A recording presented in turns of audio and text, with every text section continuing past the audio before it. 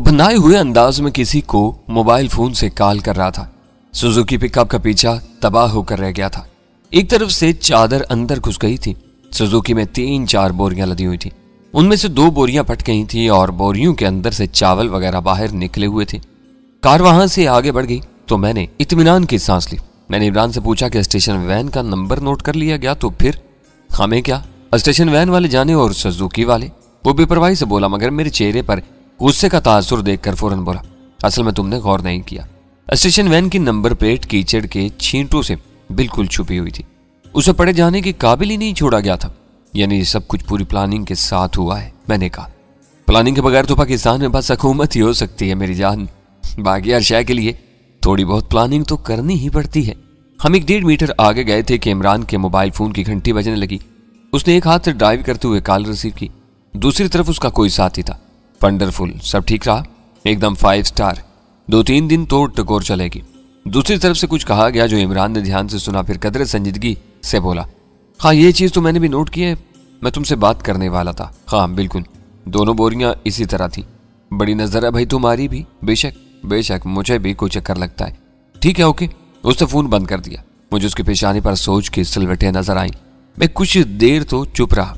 फिर मैंने पूछा, बोरियों की क्या बात कर रहे थे? कुछ शक सा पड़ा है मुझे और इकबाल को। उसने अपने साथी का नाम लिया। कैसा शक? पिकअप में जो 2 बोरियां फटी थी उनमें एक अजीब चीज सामने आई है। बोरियों में ऊपर चावल थे और नीचे सारी मिट्टी भरी हुई थी। चावलों की तह मुश्किल से 2-3 इंच होगी। गंदम में मिट्टी की मिलावट तो सुनी थी, लेकिन चावल में मिट्टी, और वो भी 99%। इमरान ने कंधे उचकाए। हो सकता है कि वो मिट्टी ना हो, मैंने ख्याल जाहिर किया। देखने में तो मिट्टी लगती थी यार। हाँ ये हो सकता है कि मिट्टी के अंदर कुछ और हो। वैसे ये सेठ सिराज जिस तरह का बंदा है, इसे किसी भी किस्म की बुरी तवक्का की जा सकती है। वाकई हो सकता है कि मिट्टी के अंदर कुछ और छुपाया गया हो, कोई असलिया वगैरह या फिर हेरोइन शेरवन। मेरा तो दिल चाह रहा है कि सेठ की थोड़ी सी CID की जाए। मेरे ख्याल में तो ऐसे बंदे को किसी मुसीबत में गिरफ्तार करवाना भी एन सवाब का काम है। मैं खामोश रहा। सेठ सिराज को जदकोब किए जाने के मनाजिर मेरी निगाहों में घूम रहे थे। मुझे हरगिज यकीन नहीं था कि मैं सेठ सिराज को इतनी जल्दी अपनी ही तरह किसी के हाथों से पिटते देखूंगा। उसकी गाड़ी का भी अच्छा खासा नुकसान हुआ था और नुकसान के साथ वो फटी हुई बोरियां। सोचने की बात थी, वो ये बोरियां कहाँ लेकर जा रहा था, जिनमें ऊपर थोड़े से चावल और नीचे मिट्टी भरी हुई थी। 2 बोरियों में ये सूरत हाल थी तो यकीनन बाकी बोरियों में भी कुछ न कुछ तो होगा। मैं जल्दी इमरान के साथ उसके घर वापस पहुंच गया। वो अपने इस मिशन की कामयाबी पर काफी खुश नजर आ रहा था। मैंने जो पूछा, तुम्हें पता था कि सेठ ने इतने बजे वहां पहुंचना है? पता था यार, उसके लिए होमवर्क किया था बाकायदा। और अगर इमारत में काम करने वाली लेबर मौका पर पहुंच जाती तो क्या होता? हमारे स्टेशन वैन में 3-4 बंदे और भी थे और उनमें से हर एक 2-3 बंदों पर भारी के। इसके बाद मैं खुद भी तो था। तुम्हारा ये यार तुम्हारी दुआ से 5-6 बंदों को तो बासानी आगे लगा सकता है। भाई ऐसे ही तो हीरो का खिताब नहीं मिला हुआ। उसने बाजू को मोड़कर कमीज के अंदर से भी अपना मसल दिखाया। मुझे इस बात की तसल्ली दी कि सेठ की टुकाई वाले मामले को कोई शख्स भी मेरे वाले मामले से नथी नहीं कर सकेगा। एक्सीडेंट वाला काम बड़ी चाबक दस्ती और प्लानिंग से किया गया था और यह सारा वाकया बिल्कुल हादसाती लगता था। घर वालों की परेशानी का ख्याल मुझे हल्कान कर रहा था। इनसे बात करने को दिल चाहता था, मगर इन्हें फोन करने की हिम्मत मुझ में हरगिज नहीं थी। खास तौर से वालदा का सामना तो मैं कर ही नहीं सकता था। ज़हन मुख्तलिफ ख्यालात की अमाज का बना हुआ था। अजीजों और रिश्तेदारों का ख्याल आ रहा था। मुझे यकीन था कि चच्ची की मेहरबानी से पूरी फैमिली में न सिर्फ मेरी गुमशुदगी की इत्तला फैल चुकी होगी, बल्कि पार्क में मेरी जो इज्जत अफजाई हुई थी वो भी राज नहीं रही होगी। फिर शोला बदन आरसा का ख्याल ज़हन में आया और सीने में नफरत की एक बुलंद लहर महसूस हुई। यह आरसा की नहुसत ही थी जो मुझे घर से निकाल कर पार्क में लाई और वहां सेठ सिराज से मेरा आमना सामना हो गया। मैं जब ये सारे वाकयात सोचता तो खुद से नफरत होने लगती, दम घुटता महसूस होता और मैं एक बार फिर खुदकुशी के बारे में सोचने लगता। बहरहाल हकीकत से इनकार मुमकिन नहीं था और हकीकत यही थी कि अब मेरी इस ख्याल में वो पहले दिन किसी शिद्दत नहीं रही थी। इस तब्दीली में अहम किरदार इमरान ही का था। वो किसी लम्हे भी मुझे तनहा नहीं छोड़ता था। या तो बातों की फुलझड़ियां छोड़ता रहता या अपना कोई दिलचस्प किस्सा लेकर बैठ जाता। मुझे महसूस होता था कि वो किसी माहिर नफ्सियात की तरह अपनी उंगलियों से मेरे जहन की सतह को टटोलता है और उसे हमवार करता रहता है। उसने अभी तक अपने बारे में मुझे कुछ भी खास बात नहीं बताई थी और ना ही मैंने पूछने की कोशिश की थी। सिर्फ इतना पता चला था कि उसका आगे पीछे कोई नहीं है और वो पिछले कई सालों से लाहौर में मुकीम है। उसे सर्कस की नौकरी करते भी करीबन इतना ही अरसा हो गया था अपनी सर्कस के साथ वो अक्सर पंजाब के मुख्तलिफ अजला में सफर करता रहता था। सरे शाम उसने एक बार फिर मुझे अपनी मेहरान कार में बिठाया और सर्कस पहुंच गया। आज मैं उसके साथ तीसरी मर्तबा सर्कस आया था। पहले दिन के बाद यहाँ कोई स्पेशल शो नहीं हुआ था। इस बारे में मैंने इमरान से कुछ तफसील मालूम की थी। ऐसे शोज हर महीने के पहले हफ्ते की रात होते थे। इमरान ने यह बताकर हैरान किया कि इन स्पेशल शोज के अलावा इस सर्कस में कभी कभी 4-6 महीने बाद स्पेशल शो भी होता है। इसमें बाजीगरी के कुछ इंतहाई खतरनाक और खास तमाशे दिखाए जाते हैं। इसके अलावा रिवाल्वर वाला खेल भी होता है। इस शो में खेल की खास बात यह होती है कि खिलाड़ी रिवाल्वर को पेट या जिस्म के किसी और हिस्से पर रखने की बजाय सीधा कनपट्टी पर रखकर चलाते हैं। यह नहायत खतरनाक तरीन खेल बस 1-2 खिलाड़ी ही खेल पाते हैं। इमरान ने मुझे ये बताकर मजीद हैरान किया कि वो खुद भी एक बार रिवाल्वर कनपट्टी पर रखकर 2-6 का खेल खेल चुका है। ये कोई 1 साल पहले की बात थी। इसमें उसे एक बारी में पूरे 8 लाख रुपए मिले थे। इस सरकम से उसने एक मेहरान कार खरीदी थी और अपने घर को डेकोरेट किया था। जब हम सर्कस में पहुंचे तो मौत के कुएं में जोरों शोर से म्यूजिक बज रहा था और हल्का फुल्का तमाशा शुरू हो चुका था। एक गंदमी रंगत वाला दराज कद शख्स इमरान के करीब आया और उसके कान में खुसर फुसर की। इमरान कुहा में जवाब देता रहा। फिर वो रिस्ट वॉच देखता हुआ मेरी तरफ आया और बोला, आज हमें यहाँ से जल्दी निकलना है। मैं बस कुएं वाला आइटम करूंगा, इसके बाद हम यहाँ से निकलेंगे। कहाँ जाना है? तुम्हारी दिल लगी का कुछ सामान है यार। तुम्हारा दिल लगा रहेगा तो उल्टी पल्टी बातें नहीं सोचोगे। मैं पूछ रहा हूँ जाना कहाँ है? ज्यादा दूर नहीं, बस साहिवाल के आसपास। 2.5-3 घंटे में पहुंच जाएंगे। वहां एक खास बंदे से मिलाना है तुम्हें। वो 2.5-3 घंटे की बात यूं कर रहा था जैसे 2.5-3 मिनट की बात कर रहा हूं। एकदम मेरा ध्यान फिर से सिराज की तरफ चला गया और उसके साथ ही इससे बोरियों वाले मुआवले की तरफ। कहीं ये वही चक्कर तो नहीं था? मैंने इस बारे में पूछा लेकिन वो गोल मोल बात कर गया। रात 9 बजे के करीब मौत के कुएं में अपना आइटम खत्म करते ही वो मेरे साथ कार में आ बैठा और रवाना हो गया। वो कार या मोटरसाइकिल चलाता नहीं था बल्कि उड़ाता था, और उड़ाता भी बहुत हाई स्पीड से था। इतनी हाई स्पीड के साथ वो बातें भी करता जाता था। 5 स्टार और भूतनी का के अल्फाज वो तकिया कलाम के तौर पर इस्तेमाल करता था और खुद भी अपने इन अल्फाज से माजूज होता था। क्रिकेट से उसे खासी दिलचस्पी थी। वो काफी अरसा क्रिकेट खेलता भी रहा था। उसकी अक्सर बातों में क्रिकेट के हवाले मिलते थे। बहरहाल उसने अभी तक मुझे अपने माजी के बारे में कुछ खास नहीं बताया था और मुझे लगता था कि उसके इर्द गिर्द लोग भी उसके माजी के मुतालिक कुछ ज्यादा नहीं जानते। इस थोड़े से इसरार के बावजूद वो सबका दोस्त था और हर दिल अजीज था। लाहौर से साहिवाल तक की सड़क अच्छी हालत में थी। करीबन 3 घंटे ही में हम साहिवाल पहुंच गए। इस वक्त तक रात के 12 बज चुके थे। हमने वहां से रोस्ट चिकन और रोगनी नान लिए और गाड़ी के अंदर ही बैठकर खाए। साहिवाल का भरा पूरा शहर रात के इस पहर कदरे सुनसान नजर आ रहा था। सड़कों पर हर तरफ केले के छिलके बिखरे हुए थे। इन छिलकों को देखकर 2 बातों का पता चलता था। एक तो ये कि साहिवाल के इलाके में केले बहुत ज्यादा होते हैं और दूसरा ये कि यहाँ के लोग छिलके फेंकने के सिलसिले में थोड़े बेपरवाह भी हैं।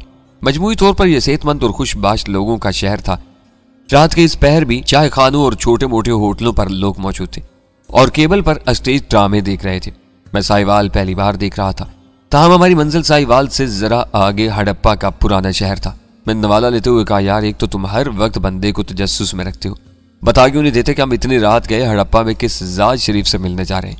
यार अगर हम किसी मशहूर फिल्मी एक्टर या खिलाड़ी वगैरह से मिलने जा रहे होते तो मैं बता देता कि फलां बंदा है। जब तुम इस बंदे को जानते ही नहीं तो मेरे बताने से क्या फायदा होगा? बहरहाल इतना जान लो कि बड़ा दिलचस्प बंदा है और इससे मिलकर तुम्हें खुशी होगी। मुझे अब भी शक है कि ये सेठ सिराज वाला चक्कर है। शक के मुकाबले में तुम बिल्कुल किसी बीवी की तरह हो। उसे मुर्गी की टांग पर दांत आजमाते हुए कहा। हमारी गाड़ी एक बार फिर रवाना होगी। गाड़ी का डेक जोरों शोर से बज रहा था। नगमा गूंज रहा था, हम तुम्हें चाहते हैं ऐसे, मरने वाला कोई जिंदगी चाहता हो जैसे। मेरे ख्यालात दूर दूर तक भटकने लगे। मैं ज़हन को इर्द गिर्द के मनाजिर की तरफ मुंतकिल करने की कोशिश करने लगा। साहिवाल से हड़प्पा जाने वाली सड़क भी शानदार थी। गाड़ी बासानी 125 किलोमीटर की रफ्तार से दौड़ रही थी। बड़ी 5 स्टार सड़क बना दी है यार इन्होंने, इमरान ने कहा। मगर इसी दौरान में एक 5 स्टार खड्डा भी आ गया और इमरान ने गाड़ी को बमुश्किल कंट्रोल किया। हड़प्पा तक का सफर करीबन 30 किलोमीटर था, जो इमरान ने 25 मिनट में तय कर लिया। जल्दी हम 1-2 जैली सड़कों पर मुड़े और हड़प्पा के कदीम शहर में पहुंच गए। ये वैसा ही कस्बा नुमा शहर था जैसा पंजाब के आम इलाकों में पाया जाता है। गलियां, बाजार और चौराहे सो रहे थे। ठंड ने हर शय को जामद कर रखा था और खुली जगहों पर हल्की हल्की धुंध थी।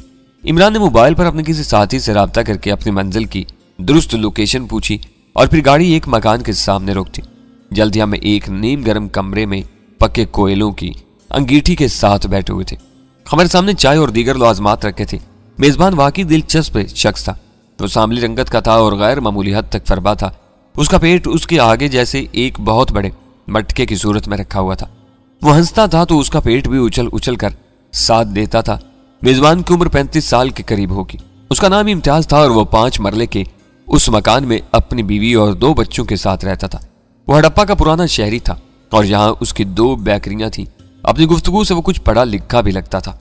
इम्तियाज ने सबसे पहले मेरी चोटों के बारे में पूछा।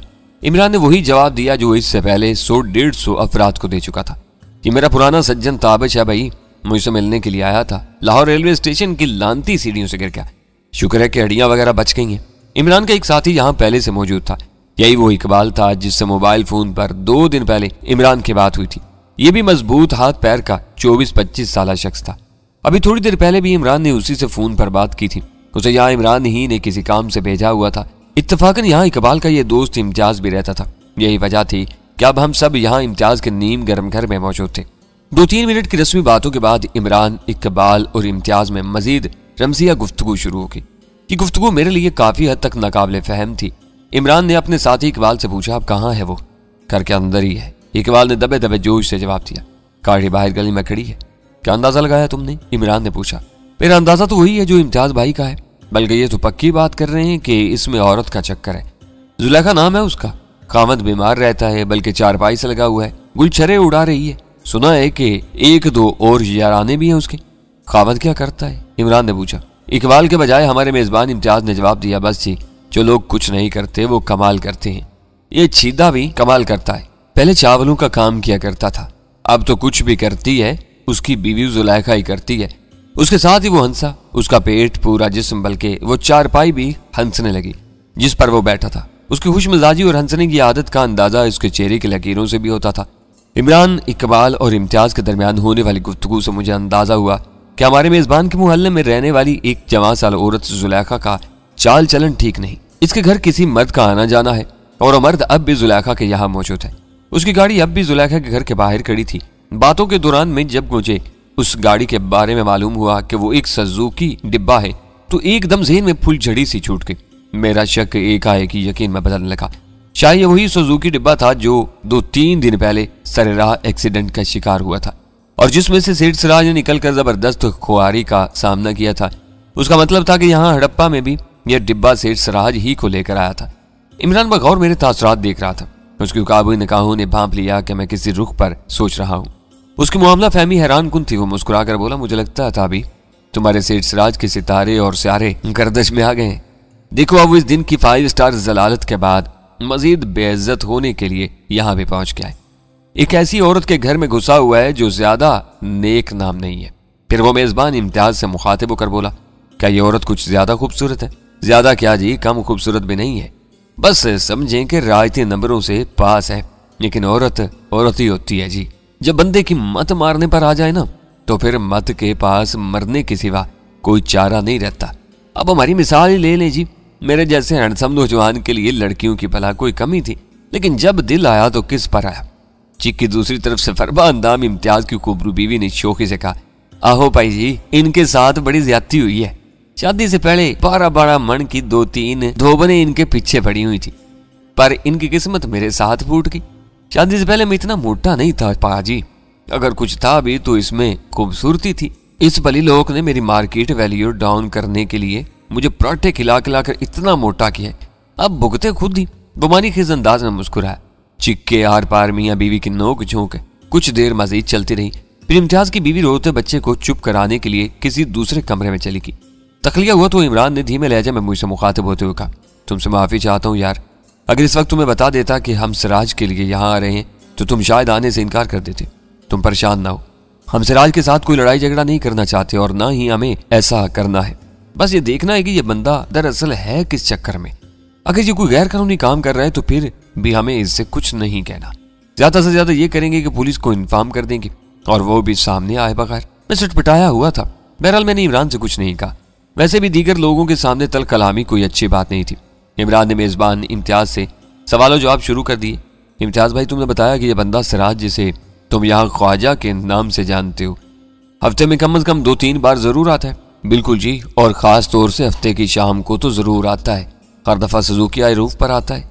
मेरे ख्याल में तुझी ऐसे ही है। यहाँ के लोग इसके बारे में क्या जानते हैं, या तुम बताओ कि तुम क्या जानते हो। इम्तियाज ने अपने बेकरार पेट पर हाथ फेरा और बोला, मुझे तो यही मालूम है कि यह बंदा लाहौर के करीब रायविंड में कोई स्टोर चलाता है, जहाँ थोक में आटा, दालें और चावल वगैरह मिलते हैं।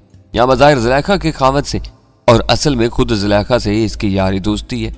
ये यहाँ से आजकल चावल वगैरह भी लेकर जा रहा है, शायद अपने स्टोर पर फरोख्त करता है या फिर कि और भी देता है। इमरान ने चाय का घूंट लेते हुए कहा, और अगर मैं ये कहूँ कि जिसे तुम ख्वाजा कह रहे हो ये लाहौर का सेठ सिराजुद्दीन है और ये रायविंड में कोई छोटा मोटा स्टोर नहीं चलाता, बल्कि लाहौर में एक बड़े प्लाजा का मालिक है और एक दूसरा प्लाजा तामीर करवा रहा है, तो इम्तियाज भाड़ जैसा मुंह खोलकर हैरत से इमरान की तरफ देखने लगा। ये कैसे हो सकता है जी, उसने कहा। बिल्कुल ऐसे ही है, इमरान का साथी इकबाल बोला। तुमने इम्तियाज भाई को अभी वो बोरियों वाली बात नहीं बताई। इमरान ने इकबाल से दरियाफ्त किया। इकबाल ने नफी में सर हिला दिया। इमरान ने अपनी जैकेट दुरुस्त करते हुए खुद को कुछ और भी अंगीठी के करीब समेटा और राजदारी के लहजे में बोला, इम्तियाज भाई तुम्हारी ये बात बिल्कुल दुरुस्त मालूम होती है कि सिराज का ज़ुलेखा नाम की औरत से कोई टांका है, लेकिन हमें लग रहा है कि बात इससे कुछ ज्यादा और है, और यही वजह है कि हम इस बंदे का पीछा करते हुए लाहौर से यहाँ पहुंचे। इम्तियाज ने हैरत और तजस्सुस से इमरान की तरफ देखा, फिर इकबाल को देखने लगा। आपको किस किस्म का शक है जी, इम्तियाज ने पूछा। हमें लग रहा है कि ये सेठ सिराज यहाँ कोई गड़बड़ घोटाला कर रहा है। सिर्फ ज़ुलेखा ही नहीं है जिसकी खातिर यह बंदा ख्वाजा के रूप में यहाँ पहुंचता है और रातें गुजारता है।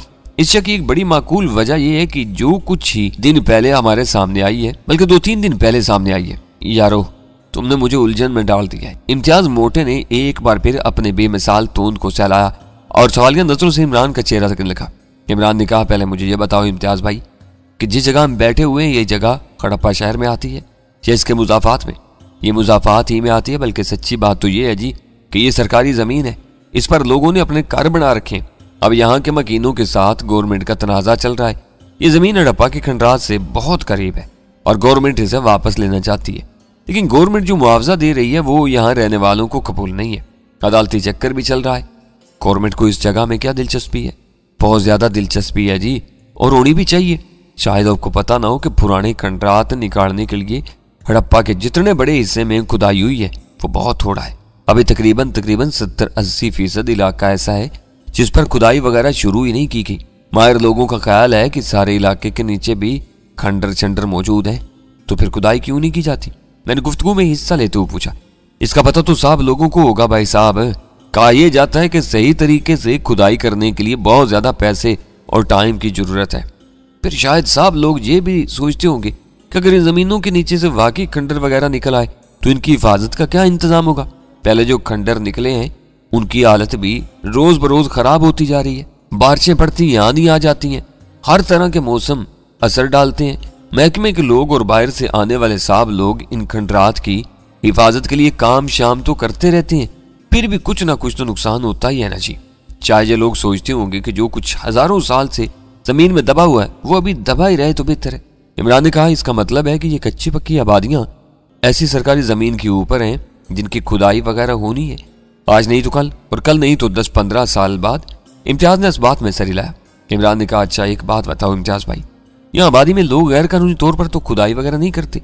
नहीं जी, महकमा इस बारे में बड़ा चौकस है और सख्ती भी करता है जी। महकमे के चौकीदार अक्सर इलाके में चक्कर लगाते रहते हैं और इर्द गिर्द की सुनगुन रखते हैं, लेकिन क्या कभी कभार कोई ऐसा वाकया हो भी जाता है किसी बुनियाद या कब्र वगैरह की खुदाई करते हुए, या किसी खेत शेत में से कोई पुरानी शय मिल भी जाती है, किसी पुराने बर्तन का टुकड़ा, किसी मूर्ति वगैरह का हिस्सा वगैरह। एकदम मेरे ज़हन में झमाका सा हुआ। निगाहों के सामने सुजुकी डिब्बे के एक्सीडेंट का मंजर आ गया। इमरान ने बताया था कि सुजुकी डिब्बे के अंदर मौजूद बोरियों में चावलों के बजाय मिट्टी भरी हुई थी। तो क्या इस मिट्टी में कुछ छुपाया गया था, या फिर अभी मेरी सोच किसी नतीजे पर नहीं पहुंची थी कि इमरान ने यही बात इम्तियाज से कह दी। उसने कहा, इम्तियाज भाई 2-3 दिन पहले सिराज की सुजुकी के साथ हमारी स्टेशन वैन की जो टक्कर हुई थी, इसके बारे में तो इकबाल ने आपको बताया ही है। जिस वक्त टक्कर हुई सिराज की सुजुकी में 4 बड़ी बोरियां भी पड़ी हुई थी। इनमें से 2 बोरियां टक्कर की वजह से फट गई। इन फटी हुई बोरियों में जो कुछ था उसने हम दोनों को थोड़ा सा हैरत में डाल दिया। इन बोरियों के ऊपर तो चावलों की 2-2.5 इंच मोटी तह थी, लेकिन नीचे सारी मिट्टी भरी हुई थी। इस बात का पता मेरे अलावा इकबाल को भी चला। हम दोनों शक में पड़ गए। इस शक की वजह से ही मैंने इकबाल को सिराज के पीछे लगाया और वो यहाँ हड़प्पा तक पहुंचा। बोरियों में चावलों के नीचे मिट्टी वाली बात सुनने के बाद इम्तियाज का भारी भरकम चेहरा मुतगय्यर हो गया। मैंने साफ देखा कि उसने इस बात में जबरदस्त दिलचस्पी महसूस की है। उसने ऊपर तले कई सवाल इमरान और इकबाल से पूछे और फिर अपनी जगह से खड़ा हो गया। इसका खड़ा होना ऐसे ही था जैसे किसी लेटे या बैठे हुए हाथी का खड़ा होना। वो सनसनीखेज लहजे में बोला, मुझे पहले ही इस ख्वाजे के मामले में शक को शुबा लग रहा था। अब ये जो आपने बोरियों में मिट्टी वाली बात बताई है ना, इसने मेरा शक बड़ा पक्का कर दिया। वो लकड़ी की अलमारियों में से अपना मोबाइल फोन उठा लाया। ये क्या कर रहे हो? इमरान ने पूछा। सईद को फोन कर रहा हूँ जी। ये सईद कौन है? यहाँ हेड चौकीदार है, मेरा साड़ा भी है। उसकी जिम्मेदारी है कि अगर यहाँ कोई गड़बड़ हो तो वो इसे पकड़े। तुम्हारा क्या ख्याल है, क्या गड़बड़ हो रही है? इमरान ने पूछा। जो कुछ आपने बताया उसे सुनकर मुझे यकीन हो गया कि यहाँ जुलेखा और छीदे के घर में नाजायज तौर पर खुदाई हो रही है। दरअसल यहाँ अगर कोई चोरी छुपे खुदाई करता है तो उसके लिए सबसे बड़ा मसला तो यही होता है कि खुदी हुई मिट्टी को छुपाए कहाँ।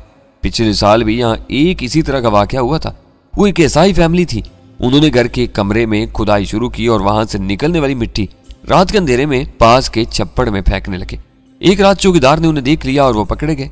मुझे यकीन हो गया कि ये भी कोई ऐसा ही चक्कर है।